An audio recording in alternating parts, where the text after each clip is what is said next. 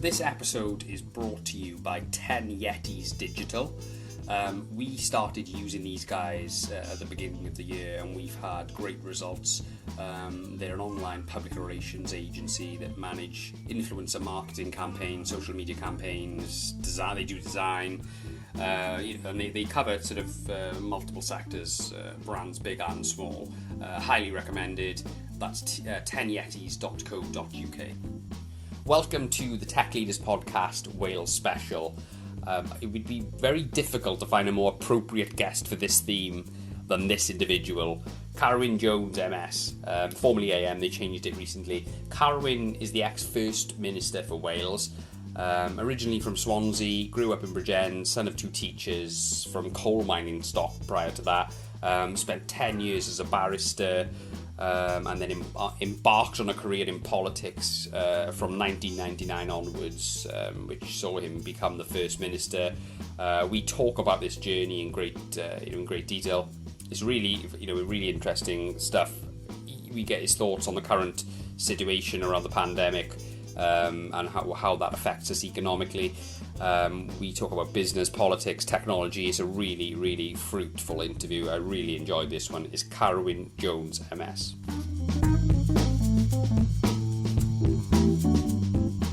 Carwyn Jones, thank you for coming on the show. It's an honour to get you on. I know you're really busy at the moment. You've got stuff going on in your politics career. You're advising businesses. You're doing stuff with Aberystwyth University as well. I know you've got a lot on your plate, so I really appreciate it. Let's start then, Carwyn, by maybe giving if you could just give a little summary of your career. Well, thanks very much. I'm the son of two teachers. My grandfather's one was an undertaker, one started off underground. Most of the men in my family were underground. And I'm part of the first generation in five, not to have had somebody who worked in the mines. I went to junior school in a village called Bryn Cethyn, which is a few miles out of Bridgend, where my mother taught. Bryn Comprehensive School in Bridgend. Then I went to Aberystwyth University to London to study to become a barrister. Spent 10 years pretty much in practice, mainly in Swansea. And then went into full-time politics in 1999. So I've been 21 years in what started off as the Assembly, what's now the Welsh Parliament, and I'll be leaving it in March. 22 years is long enough. What prompted that decision then? Look, I've always taken the view you shouldn't be in politics, for years and years and years and years. You shouldn't see it as a career. Yeah. And, somebody else deserves a chance as well. And the other thing is, I was First Minister for 9 years. It's accepted custom in politics that once you leave a position of leadership, that you leave the scene at the next election. Otherwise, it makes you look as if you're sort of sitting around keeping an eye on your successor. Ted Heath was a prime example of that. So, you are expected to leave the scene as soon as you can. Was you ever tempted to I don't know if you ever did this, actually. I did read somewhere that you had a close brush with it, but did you ever think about going down the MP route, going down the national politics route? Yeah, before the Assembly was set up in 1995, I threw my name into the ring for Brecon and Radnor and also Ceredigion, but didn't get selected. There were good candidates, good local candidates in place. So yes, but that was before the days of devolution. But when the Assembly was set up in 99, I was lucky enough to be selected to fight Bridgend and won it 5 times since.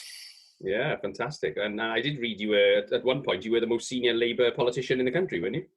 That's what they said. Yeah. Well, I think I was the only one, at the time, I was the only one in office anywhere. Boris Johnson was Mayor of London, you had Alex Salmond in Scotland, and of course David Cameron in London. So yeah, that was true at that time.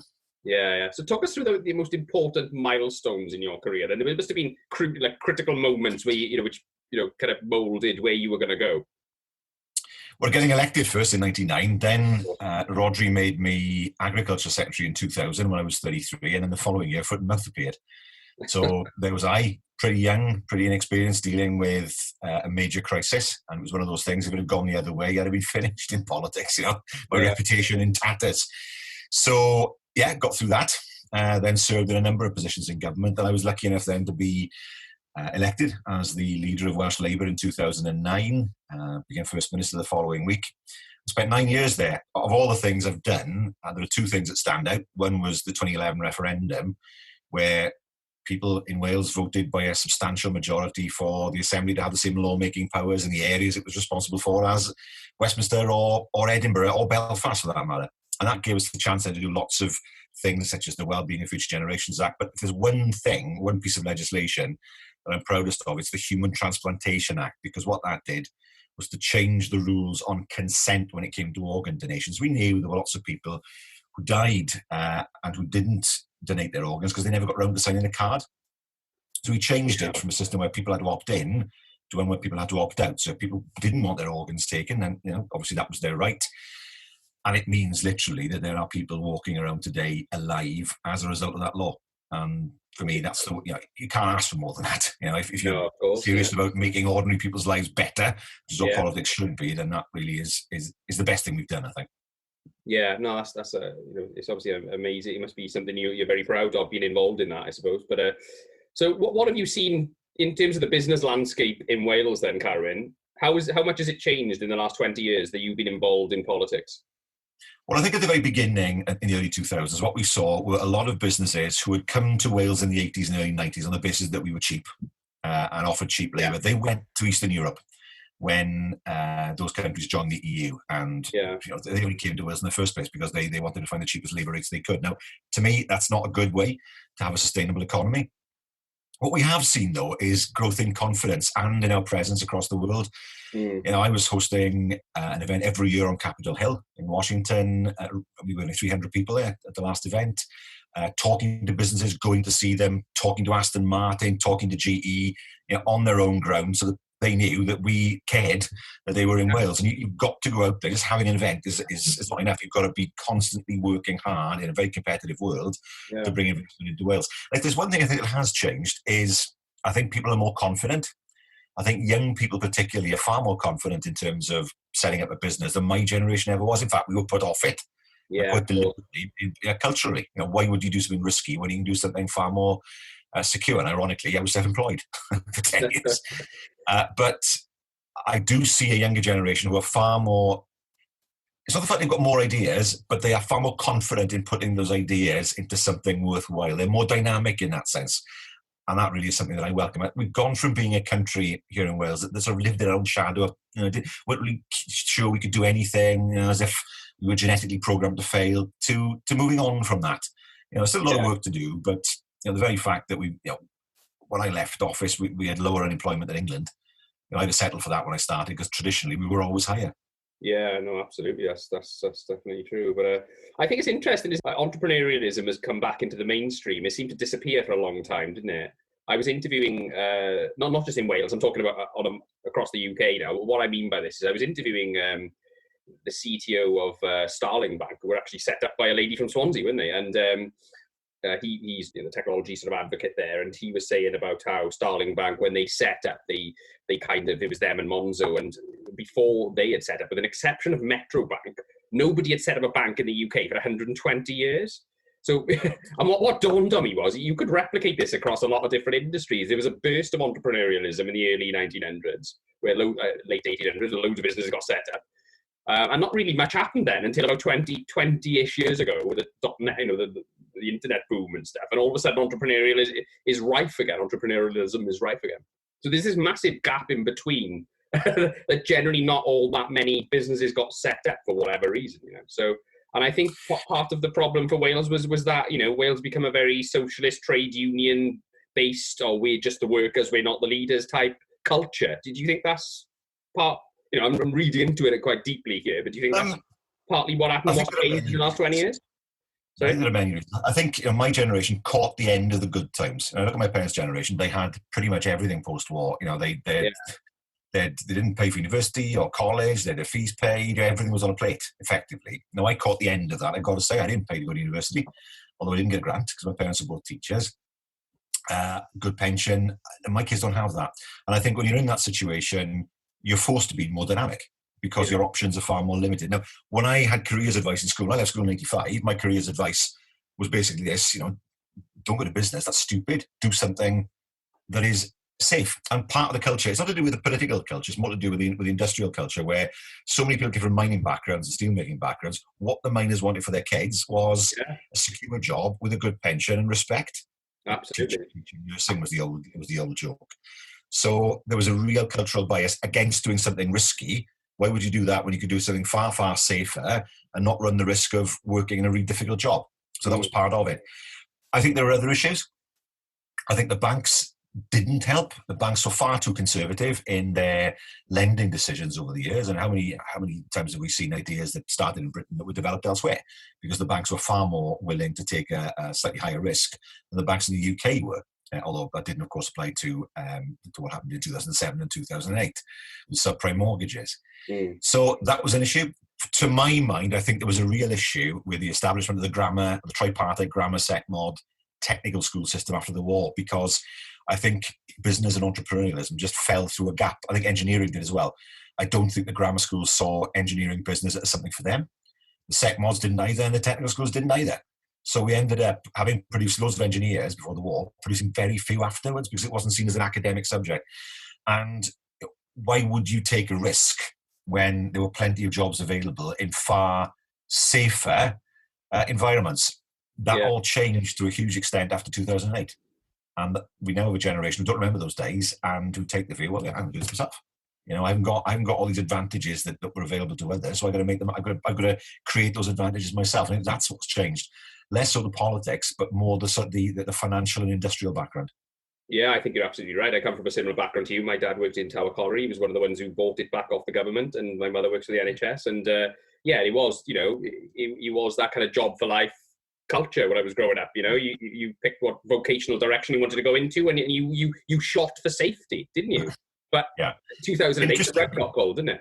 Go on. Yeah, but interesting. If you look at Germany, where similar safety net, similar welfare safety net, similar opportunities in the public sector, in 10 years they'd rebuilt themselves after devastation, and they did it with businesses that were very entrepreneurial, the Mittelstand, and the businesses with sort of medium-sized businesses. American money behind their businesses, I think, wasn't it? They were family businesses. They started off with nothing quite often. They didn't sell to bigger competitors. They stayed there, and they managed to create a culture of entrepreneurialism, even in a country that had the same kind of safety net as the UK did. Yeah, in a very prudent way as well. That's when like Aldi, Lidl, Adidas, Puma come out of that, didn't they? Which obviously went on to be very successful companies. So and they save. I mean, the old joke is that everybody borrows money from the Germans, Chinese, and Japanese because they're the only people in the world that save in banks, and it provides banks with the capital to lend to everybody else. There's very few other countries that save money. If people have money, they pay off debt with it. They don't save it. Why would you with 0.1% interest when you can put some money into your mortgage, which is 3 or 4%? Yeah, but is this the kind of what would you call it? There's two economic schools of thought, isn't it? There's the Austrian economics, and there's the kind of Maynard Keynes sort of school of economics, which is don't save. Money needs to flow. The Austrian one is obviously like a German culture. It's all about saving and being prudent and stuff like that. I think we flipped from one to the other in the last 20 years, whilst not your fault, but I mean, since you've been in politics for sure, we have sort of flipped over to this more, maybe forcibly so, but maybe it seems that we flipped over to this more short-term thinking, which is more about, money needs to flow and people live from pay packet to pay packet a bit more. No one's got savings anymore. And maybe that's part of the problem with young people at the moment and why we're seeing a lot of rebellious activities at the moment in terms of, a lot of activism and stuff like that. Do you think? I think it started 40 years ago in the 80s when mortgages became far easier to get. And there was huge encouragement to buy a house. Now, when my parents bought their house, they had to have an account at the building society, an interview almost. It wasn't easy to get a mortgage. And when I got my first mortgage, you could almost walk into a shop and get one off the shelf. It was dead easy. I mean, before the crash, you could get 110% mortgages, with no deposit at all. So I think it started in the 80s when people were told, right, the best way to save is to buy a house, not to put money in the bank, because a house will always appreciate in value, and whatever debt you have in terms of your mortgage will always be less than the money you make on your house. So that fell apart in the early 90s because there was a crash in housing prices then, and it happened again, except worse at the end of the noughties because people were far more in debt. And they had no way of paying back that debt, and the banks were close to collapse. So I think you're absolutely right. I think it is the case that we've been encouraged for a long time to spend rather than save, and to get into debt in order to buy things that will, like housing, that will appreciate in value over time. It happens in the Republic of Ireland, but it doesn't happen in many other countries. They just don't see property as being a way of accumulating income or capital in the long term, but that's something we've tended to do in the past 40 years in Britain, rather than putting money in the bank. Yeah, no, absolutely. Well, I suppose, yeah, it's just, is cash good investment, or do you look for other assets, I suppose, isn't it? But so let's talk about your podcast then. You've set up a podcast reasonably recently, I think. How's that going, and what have you learned from it? Well, you learn every day, to be honest. I mean, I've been on the other side of interviews, thousands of times. But when you're actually the person doing it's not interviewing, it's not that hard. We're not cross-examining people. But when you're the host, it's a skill you have to learn. I've been fortunate in that the guests that I've had on are not been short of words. So you're not trying to encourage them to speak. That does make it easier, doesn't it? That does make it easier, yeah. I mean, in some ways, the bigger challenge is to be able to fit what they say into the 30 minutes that we actually have. But I try not to interrupt people. But it's been great fun. I mean, I've enjoyed it. We've got some good guests on. When we started, the idea was to look at a fresh issue every week. But of course, there's only one issue at the moment. So we tried to look at different angles in terms of coronavirus and what it means for the business world. And we've had some good guests on. So it's something that I've been enjoying for a while now. You talked about I was going to say, the cross-examining background that you got from your barrister days must come in handy sometimes, I suppose, if you run out of something to say. But I was going to say, you said there's only one issue at the moment, but there's only been one issue in the last couple of months. But I mean, it's potentially going to create more issues going forward. And the one I want to talk about is the economic issue. We're already in recession. Some people are saying we're going to be in recession for a number of years, a global recession, potentially a depression. What does the economic picture look like for you, Carwyn? Let's get at the crystal ball. How bad is this going to get? It's so difficult to know. What I do know is that when the coronavirus controls come to more or less an end and we return to something close to normal, business will be lagging behind. It'll take a while for business to recover, even as the health restrictions start to disappear. Now, there's going to have to be a massive injection of capital. Yes, it's been done by Welsh and UK governments to keep businesses afloat, but it's going to take more than that in the future. I think we're going to see some very different trends. Now, if we look at the war, all right, the devastation after the end of the war was far worse than what we have now, but we saw countries recover. It was in Western Europe with American money. There needs to be a financier that's got the ability to get the world economy moving again. I also think there's an opportunity to look at the way we do business. Lots of people are talking about a green revolution, that we don't want to go back to what we were. I'm sure there are people in many big cities across the world who are saying, well, we can see the blue sky now. We don't want to go back to the days when the air was yellow, which is what a lot of the pollution problems that a lot of big cities have. I think people want to move on from that. I do get the impression at the moment that people are moving away from extremes. I hope so. That populism, all talk, all mouth and no trousers, doesn't work in a crisis. And I think people are seeing that now, that actually you do need people who are competent to handle a crisis, not people who talk a good game but actually don't do anything. And I think that's useful, because I think we'll see more moderation in politics, more cooperation internationally, because this is going to take not just cooperation in terms of health, but cooperation in terms of the economy. There's no one country is going to be able to stimulate its economy on its own. There's going to have to be a lot of work done to help. I think we'll see changes in the way the economy works. Will we see as much retail? It's already flagging. What does this mean for the traditional, we say high street store, but the traditional shop? Will we see, for example, in the clothing industry, more and more examples as they have in America, where basically they have showrooms, people go in, try clothes, then order them, rather than carrying a huge stock? It reduces costs for the retailer. Will we see businesses saying, well, hang on a second, we have a building in Cardiff, 4 stories, all of the staff are there. Actually, we could have one story, most people could work at home, and people could come in once a week and we could share space. Why do we spend all that money on a huge building? Why do people need to come in by car, commute?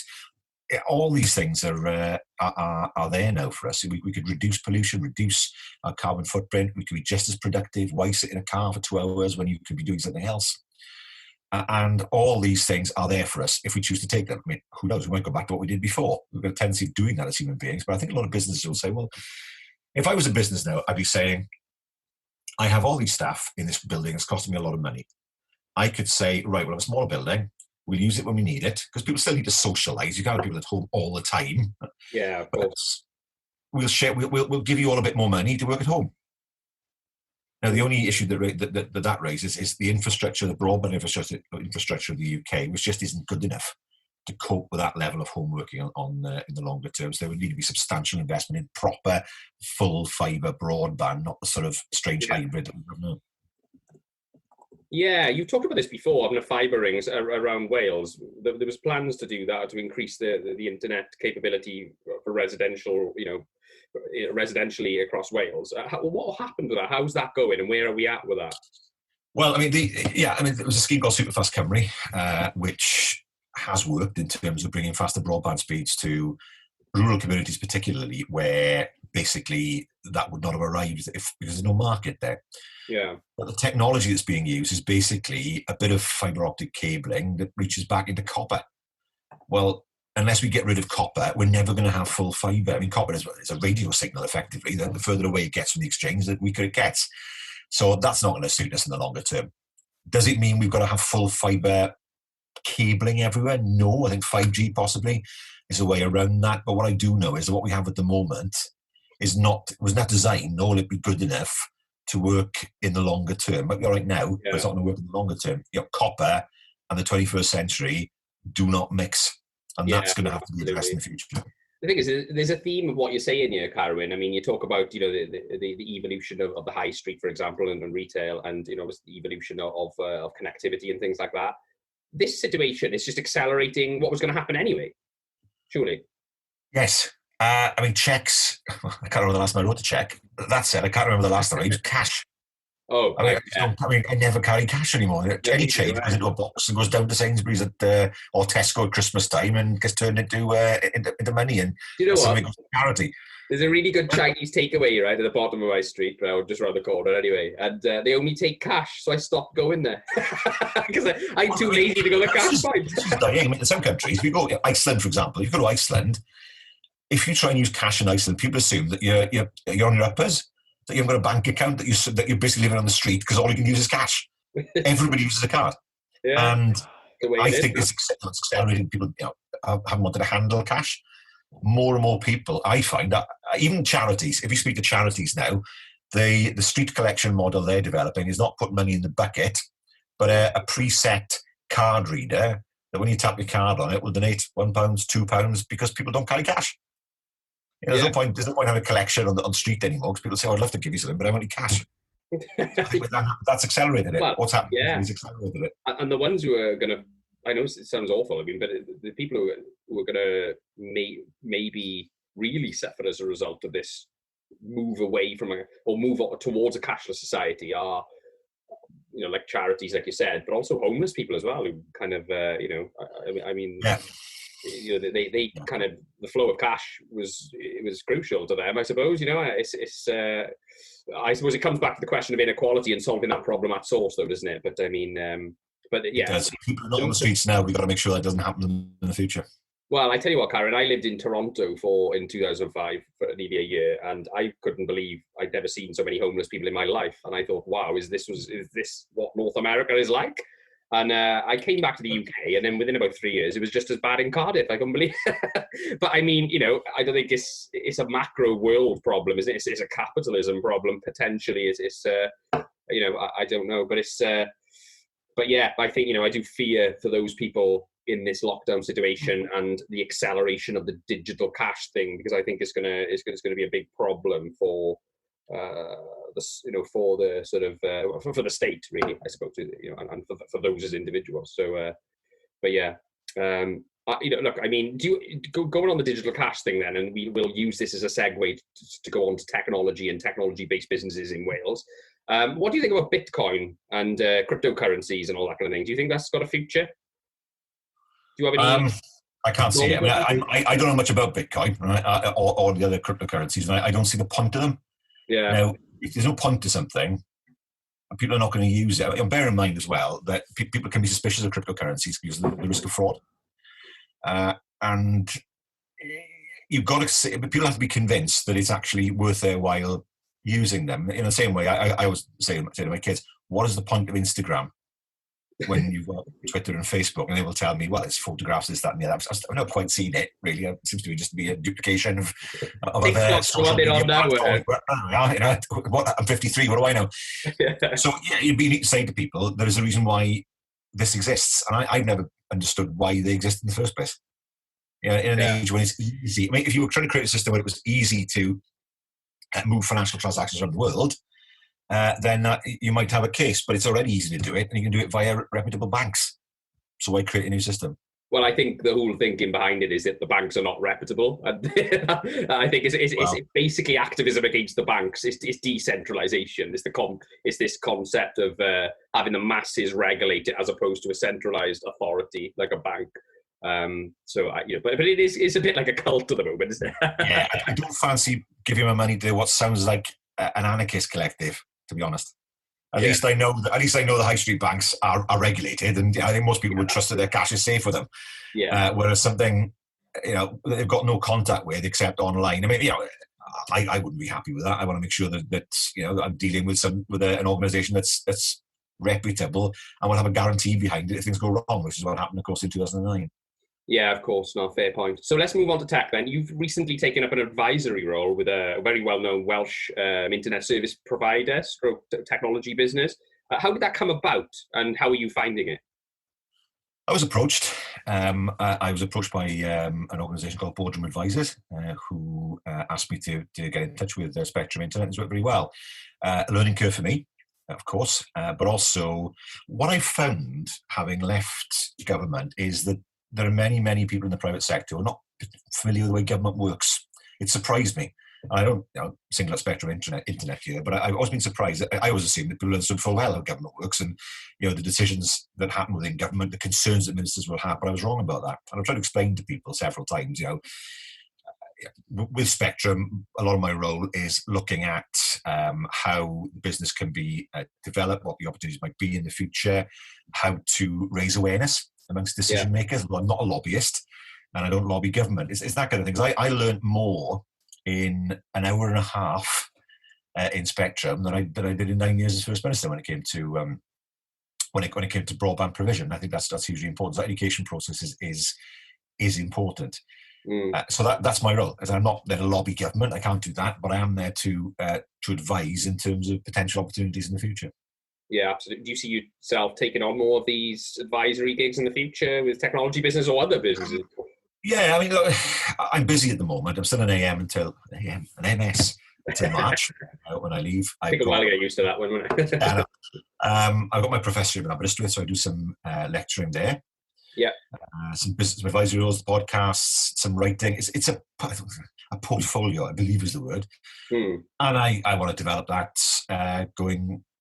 looking forward beyond March, because I can't claim a pension. I've got to carry on working. So it'd be difficult to see. I mean, there are very few jobs that would attract me in terms of being full-time jobs. So for me, it would be more or less putting a portfolio of different jobs together. What do you think about the tech sector in Wales then? We've seen quite a load of financial technology, fintech companies come to Wales. I think it was spearheaded by the two of the big four, PwC and Deloitte, hired a lot of people in Cardiff, don't they? And there's a bit of a hub around the train station there with a number of fintech companies. What's your forecast for the future of the Welsh tech scene then? There's a lot of talent in Wales, and it's a good place to live, isn't it? Around Cardiff, Swansea, Newport sort of thing. So what do you think? It's looking up? I think it's healthy. I think it's also important that we have the education provision that provides the stream of talent to business. Yeah. I mean, businesses won't move somewhere because it's a nice place to be. They want to be sure that they can attract the people they need. We do that through our universities, through our FE colleges. They've worked very well together to attract fintech, particularly. A lot of work has been done with higher education to make sure that there's a flow of people, so they're not constantly trying to attract people into Wales. Yeah, and that's worked really well. And once you get a number of businesses of the same kind in one area, they blossom from there, because others will say, absolutely, well, we can succeed there because they are. And they all understand that you then create a pool of talent that everybody can fish out of.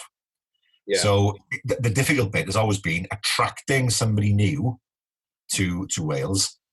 You attract that first person, and then the second, and it becomes progressively easier every time to attract businesses in, because they can see there are others like them who are successful. Absolutely. But you talked about doing this in the past and being on Capitol Hill and stuff like that and selling Wales. Obviously, it's probably a different pitch now to what it was when you were doing it as your job. But if you were doing that now, what would you say to a CEO of a big company in America who is thinking about setting up an operation in the UK? What would you say to differentiate Wales to the rest of the places he could set up, or this company could set up? The first thing is you're there sitting in front of them and you're bothered to actually come and talk to them in person. And a big selling point for Wales is the fact we say, look, if you want to come to Wales, you will be able to meet with government officials. We can work with you. We can take decisions probably more quickly than Whitehall, not recklessly, but more quickly than Whitehall can. We have, because we're small, that gives us a nimbleness that doesn't necessarily happen in countries where there are bigger governments. And the fact that you're there in the first place is a sign of goodwill on it, but it counts for a lot. Being sitting in front of somebody is always going to be more powerful than being in front of somebody on the screen. Let's face it.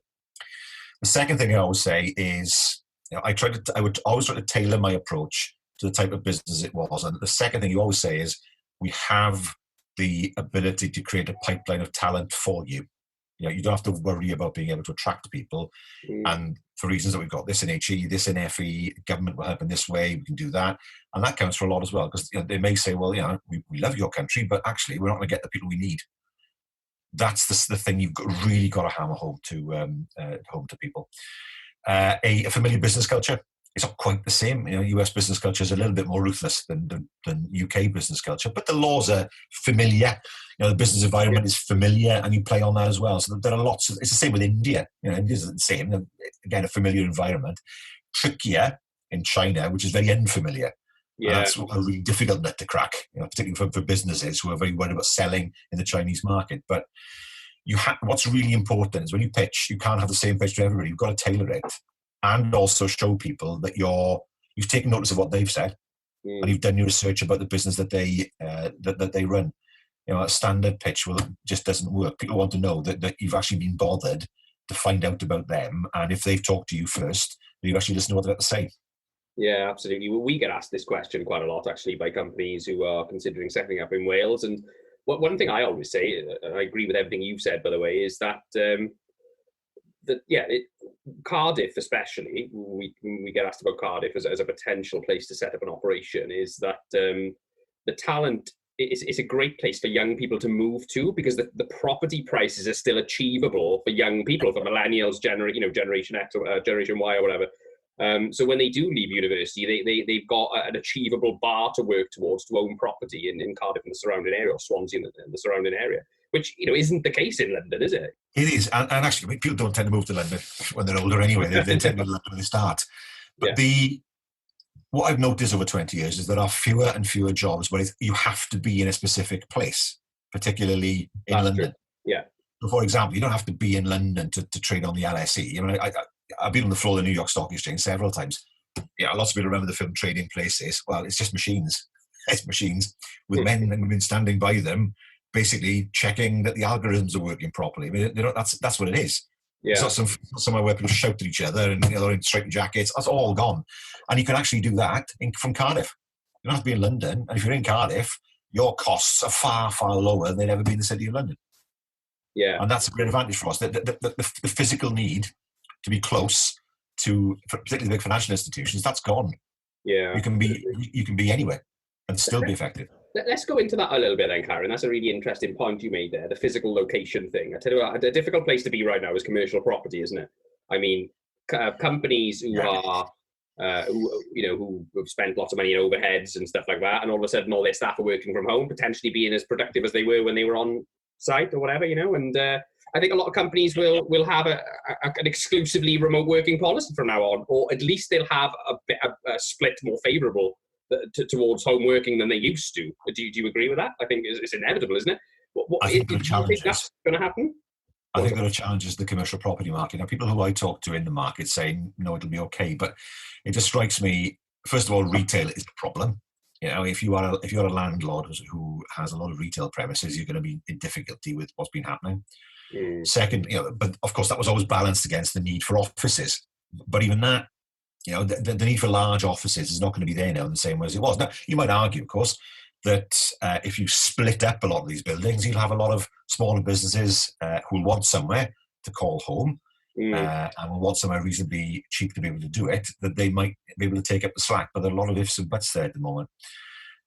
If people are now so used to working as we are now, why would you go back to, say, commuting to do exactly the same thing as you could do sitting in the house?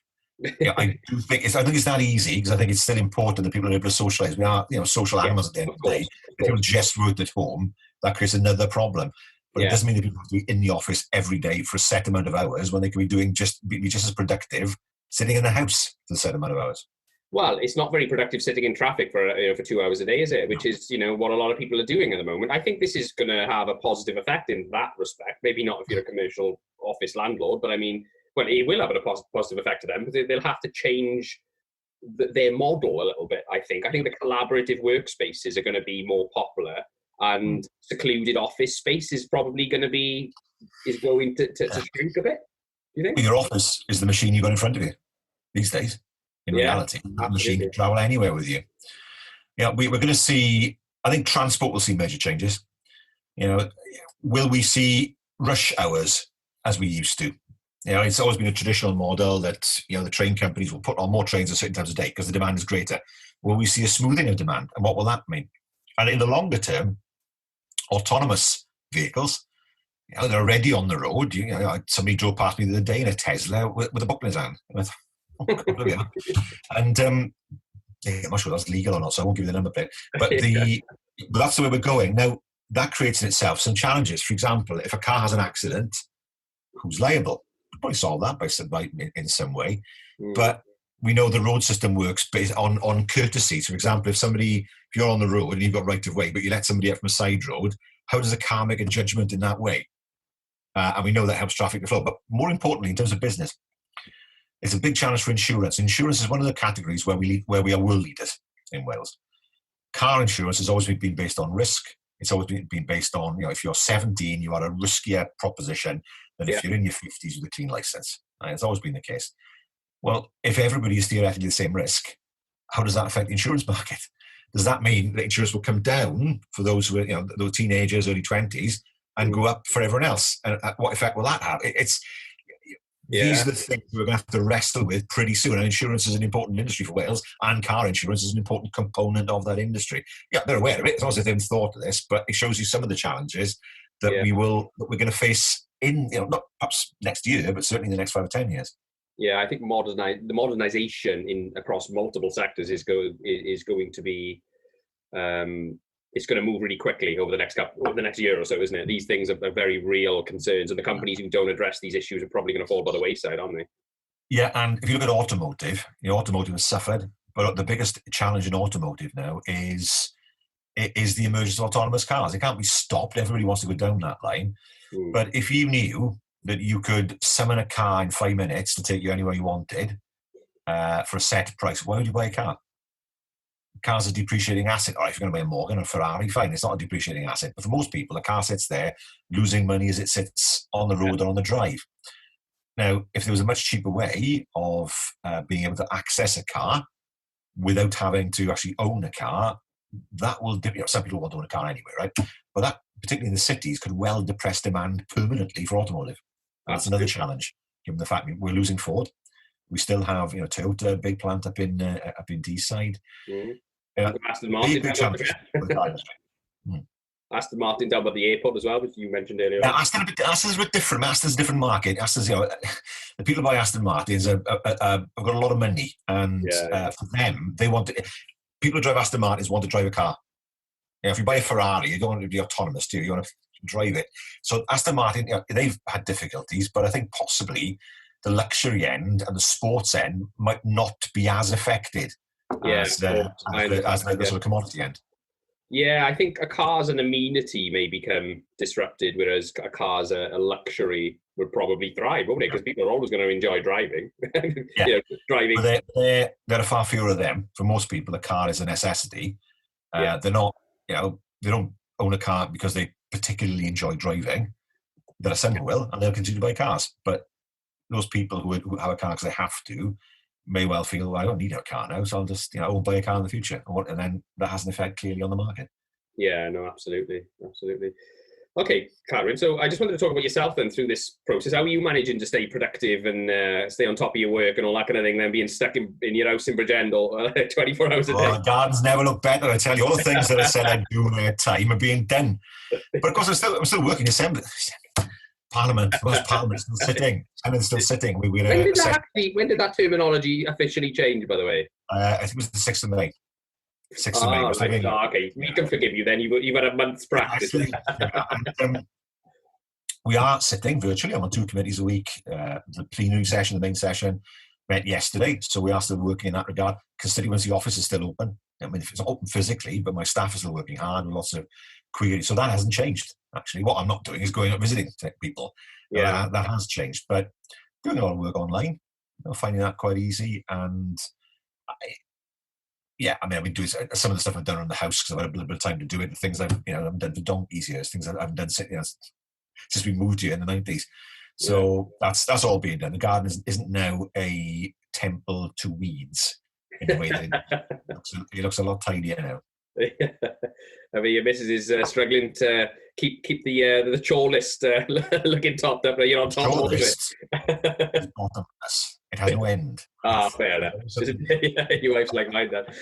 What sort of notable lessons or discoveries have you made in the last 11 weeks? Through the lockdown. Then have you read a new book? Picked up any new sort of discovered any new tools or whatever? Digital tools. Well, I'm using one now. Yeah. Using one now. Zoom, Teams. I had no idea what they were. March. Someone said to me, "Right, I'll meet you on Zoom." I said, "What the hell is Zoom?" Yeah, I didn't know. No, of course. We're used to it. Yeah. But Facebook, FaceTime I used a fair bit of, and Skype, but not this. So this has been a new skill that I've learned. The other thing I have to do is to learn how to use, well, not PowerPoint, it's Keynote on a Mac. I've never used that kind of software, so I've got myself a little course online to learn how to do that properly. The sort of things I never used. I never used Excel. I never used PowerPoint in the past, and I need to really catch up on how they work. No. So things but I read. I've been reading a lot of stuff, a lot of legal books as part of my background now in the university. Yeah. But otherwise, it's been learning skills like using Zoom. How long do you expect to be in the Welsh Parliament for then? I heard you announce that you're going to be stepping down at some point in the future. Or when's that? I'll be leaving next year. The election is on, I think it's the first Thursday in May next year, which means that we'll rise, use the terminology, I think it's the 24th of March. Right. And then the current Parliament comes to an end, and then there's the election period, and the new one starts. But what happens is that you stop being a member when, not when the election happens, but 6 weeks beforehand. So I'll stop at the end of March. Right. So okay. It's time. It's like someone else deserves to go. You can't be there forever. And I've always said, politics shouldn't be a career, something you do forever and ever and ever and ever till you're 75, 80. Some people take it different view, but that's not for me. You have to have new challenges, and you have to take the experience that you've learned into your new challenges, just as I took my legal experience into politics. But it's time to move on. It's time for someone else to go. Definitely. So, in terms of your legacy, then, what are you going to be remembered? What's your political career going to be remembered by? What are people going to say about Carwyn Jones in years to come about your? Well, I mean, that's for other people to judge, I suppose. But I point to the things I did as First Minister, I point to the things I did as a Minister, really. But it's for other people to decide, how it went. Some people will hate every minute of it. Some people will like it every minute of it, and there'll be plenty of others in the middle. That's what politics is. As long as you're not Marmite, as long as you either hated or loved, then you're doing okay in politics. As long as you've got most people on side most of the time, that's all you can possibly hope for. No, absolutely. I wanted to ask you then, so obviously, this is a business show. It's aimed towards technology-based businesses. We've got a lot of business leaders who are listeners and things like that. A lot of them are going through a tough time at the moment, Carwyn. There's a lot of turmoil in lots of different markets. What advice would you give to business leaders right now who are, struggling to balance the books, keep their teams motivated, dealing with this new world? Everything's moving so quickly. What are the important things to focus on for business leadership right now? Hang on in there. I've dealt with crises where it seemed as if there was no end to them. But they do come to an end, and you move on. The second thing to say, and I think this is hugely important, don't think you have to carry the burden all yourself. Men are useless at dealing with mental health issues. And you should not think that you have to be strong for other people and not show your emotions. You shouldn't think you don't need help. You don't need perhaps to talk to somebody. You do. It's not a sign of weakness to take advice. It's not a sign of weakness to seek support from others. That's a sign of strength. That makes you a better person. If you try and carry the burden yourself, eventually it'll just bring you down. So I would say a problem shared is the problem halved. I've always believed that. One of my great failings when I first started as First Minister is I didn't do any of that at all. I took the view I was the First Minister. I am the one that people should look up to. I am the one who's got to carry the burden. And it doesn't, in the end, it catches up with you. And it is hugely important to breathe, take time, think, talk, listen, and always bear in mind that this current situation won't always be like this. There will come a point, no one knows when, but there will come a point where things improve. And you need to be ready as a person to be able to take advantage of that. And if you've been ground down, you've had no outlet to get your mind into balance, you won't be in a good position, and the best position rather, to get your business back on its feet. Brilliant. So did you have, at that point, did you sort of have a mentor or something when you made that realization, or did you sort No, of... you can't have a mentor as First Minister. That's the thing. But I have to, I say it in my book that's coming out in the autumn, that I was one of those people. I was there for other people. I was the strong person behind it all, and in the end, it does begin to scramble your head. It doesn't get easier; it gets more difficult when you're in a job like that. And that's why it is important to be able to sit down and take advice and chat to people who are not dependent on you for support, but who are there to support you. I found it hugely useful. And I never thought it was a sign of weakness. Maybe a better person and maybe a better politician, I thought. Brilliant. Well, Carwyn, look, really appreciate your time. Really enjoyed our conversation. We could go on for ages, I'm sure. But thanks for your time, and good luck with everything. And your book's out when, sorry? Well, I was meant to be out last week, but in Hay. But with everything that's going on, we're aiming now probably for around the autumn, ready for Christmas. So I think it's being printed at the moment. Have we got a name for it yet? Yeah, it's called Not Just Politics. It's published by Headline Press in London. And it'll be out, well, we don't know the exact date, but it is there on Amazon, but it's there for pre-order. So it's been printed at the moment, so that we'll have some hard copies soon. But the problem has been that the plan was to launch it at Hay, and, well, coronavirus got in the way. So we'll have to find the right date now in the autumn. Yeah. It was the book festival in Hay on Wye you're talking about it? Right, of course, yeah. Okay, brilliant. Well, we'll have to keep an eye out for that one then. But again, thanks for everything, Carwyn. Appreciate your time. Good luck with everything, and hope the rest of your time in the Welsh Parliament, not Assembly. I hope you enjoy your swan song, and have a good exit and things, and good luck for the rest of your career, okay? Lovely. Thanks very much, Gareth. Thanks for having me on. Carwyn, all the best.